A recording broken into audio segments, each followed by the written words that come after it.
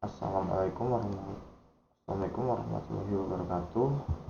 Pertama-tama, perkenalkan, nama saya Busnul Arifin dengan NIM 2020 103 703 11240. Di sini saya akan mengerjakan atau mempresentasikan tugas 2 sistem operasi. Yang pertama-tama di sini ada 4 soal. Soal pertama, nomor 1, ada berapa total instruksi pada masing-masing proses.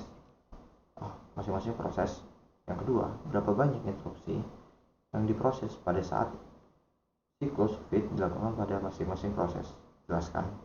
Yang ketiga, apa yang dimaksud dengan dispenser dan dispenser language and tendency.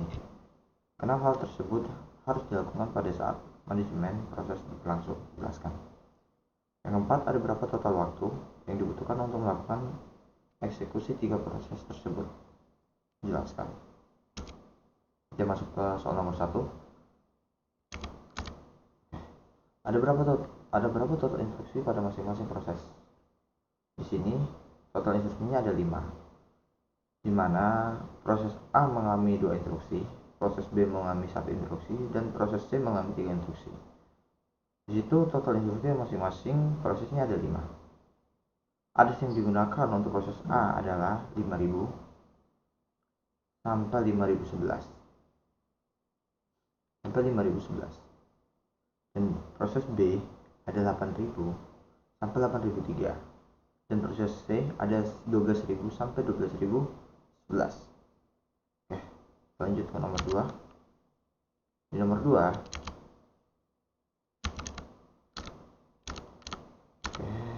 Di nomor 2 ada berapa banyak instruksi yang diproses pada saat instruksi fit dilakukan. Masing-masing proses. Jelaskan. Di situ nomor 2 ada 6 instruksi. Instruksi yang dibacakan akan dibuat dalam register instruksi atau IR. Instruksi ini dalam bentuk kode-kode biner yang dapat diimplementasikan oleh CPU, kemudian dilakukan aksi dan perlu diketahui bahwa instruksi ini suatu instruksi yang dapat melibatkan lebih dari sebuah reference ke memori. Di samping itu juga, suatu instruksi dapat menentukan suatu operasi I/O. Yang pertama di situ ada program counter atau PC.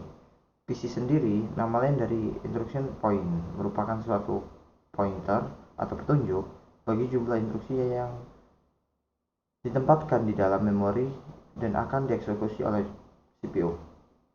Yang kedua adalah ada memory address atau memory address register atau MAR. MAR sendiri adalah salah satu register yang terdapat dalam CPU yang fungsinya adalah untuk menyimpan alamat memori dari data yang lain akan diambil dari fix oleh CPU untuk dieksekusi. Yang ketiga adalah memory data register atau MDR.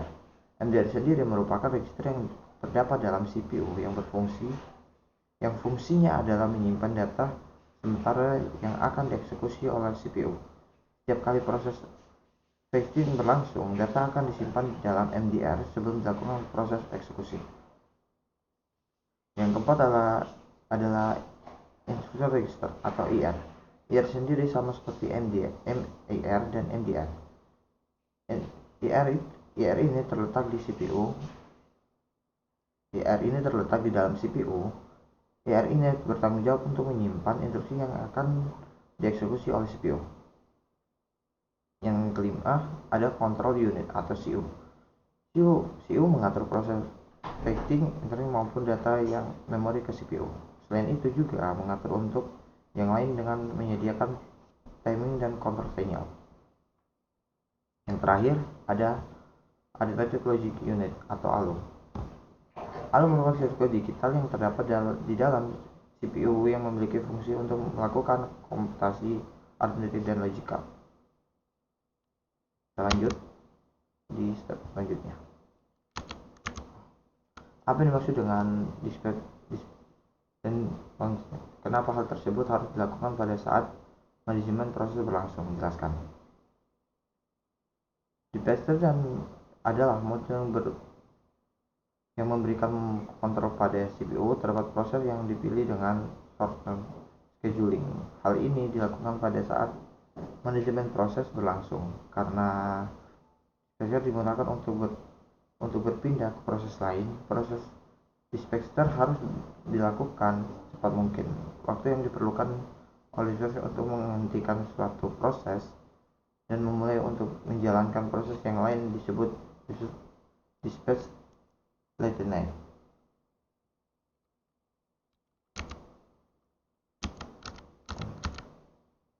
Yang terakhir, soal terakhir, berapa total waktu yang dibutuhkan untuk melakukan eksekusi?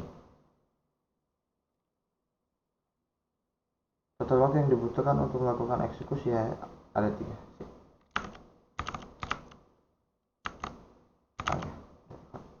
Yang keempat, total waktu yang dibutuhkan untuk melakukan eksekusi ada 3 proses.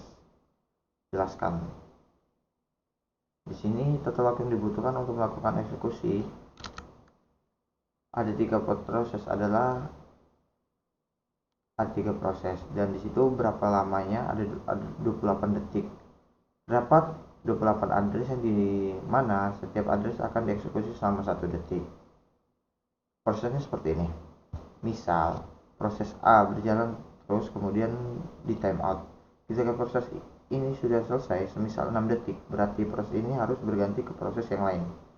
Ketika berganti otomatis, resource 100 sampai 105 itu dikosongkan. Misal dikosongkan itu untuk prosesor. Jadi ketika sudah diproses kemudian kosong, lalu diisi lagi dengan proses yang lain, ternyata proses yang lain atau dalam proses B waktu di sekian ternyata dibutuhkan IO request. Semisal menunggu IO request, akhirnya source 100 sampai 105 dikosongkan, kemudian mengambil proses lain, yaitu proses C. Ketika proses C berjalan dengan waktu yang sudah 6 detik dari proses 12.000 sampai 12.005, dia timeout, atau setiap 6 detik dia timeout. Pada proses B sebelumnya 6 detik, seperti itu. Mungkin itu saja dari saya. Kalau ada salah kata, mohon maaf. Wassalamualaikum warahmatullahi wabarakatuh.